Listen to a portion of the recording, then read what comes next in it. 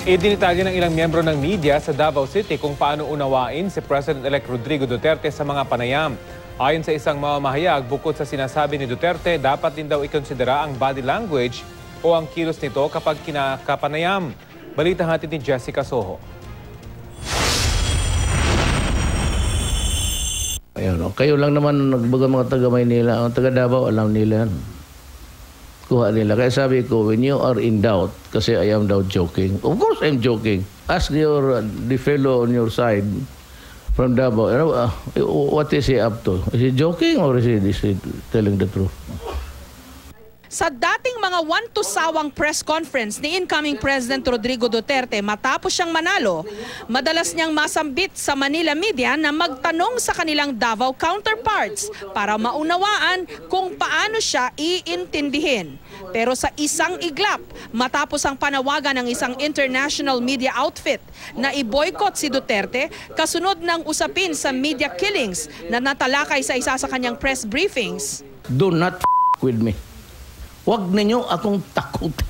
Boycott. Let's say kayo. Di mag-boycott kayo. PTV4 na lang kayo makinig. Nagpasya si Duterte. Siya ang mambo-boycott sa media. Sinabi niyang sa government station o sa PTV4 na lang daw siya maglalabas ng mga pahayag. Itong sinabi niyang boycott hanggang matapos daw yung kanyang termino. Ayaw niyang magpa-interview, boycott daw siya sa media. Totoo kaya ito?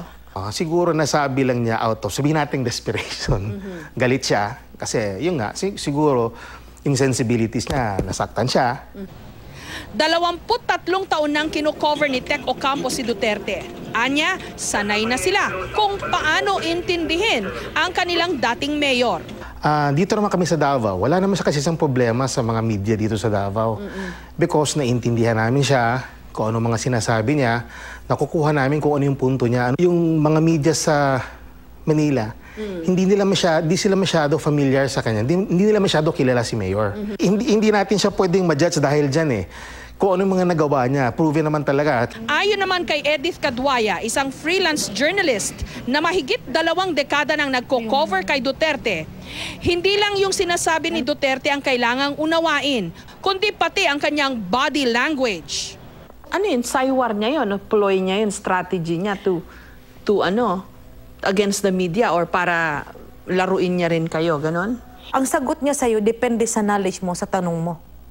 Parang yun. Kung itatanong ka sa kanya na parang sumagi lang sa isipan mo na itanong mo, yun lang din. Pero it takes time to explain. Like, pag may bagong reporter na siya, uy, bago to ah. Ay, bago yan, Mayor. Ang usually makinig ka. Mag-i-explain at mag-i-explain yan. Yun yung the usual Duterte na nadaanan namin. Pag in-interview mo ang isang Duterte, nakatingin yan sa'yo. Hindi yan sasagot sa tanong na hindi niya kikita yung nagtatanong. Kumbaga, yung tools for analysis nandoon eh. Yung getting ready for an interview parang nandoon. Kasi mag-interview ka kay Duterte, para ka na rin nag-interview ng reporter eh. Kwento pa ni Edith, matindi raw ang mga away nila ni Duterte nung mga nakaraan. Pero kalaunan, nagkakaayos din.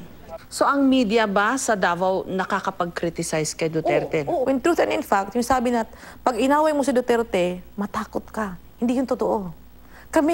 Dumaan kami niyan. 3 years kami hindi nagkakausap. Nag-away kayo? Nag-away kami. So, we mutually coexist. Walang. Blessed are those who are against Duterte, for they shall enjoy the protection of Duterte. Sa nalalapit na inaugurasyon ni incoming President Rodrigo Duterte, harinawa, kaunting panahon na lang ang hihintayin ng mga taga-media para muli siyang makausap. He respects the workings of the media. Alam ko, siguro alam mo yun ngayon siguro, if you're watching. Alam ko, dumudugo yung puso mo na hindi ka nagpapa-interview. If this stage is giving us the time to learn how to interview you, siguro by June 30, siguro, marami na kaming lessons, marami na how to handle a source like Mayor Duterte. Jessica Soho, GMA News.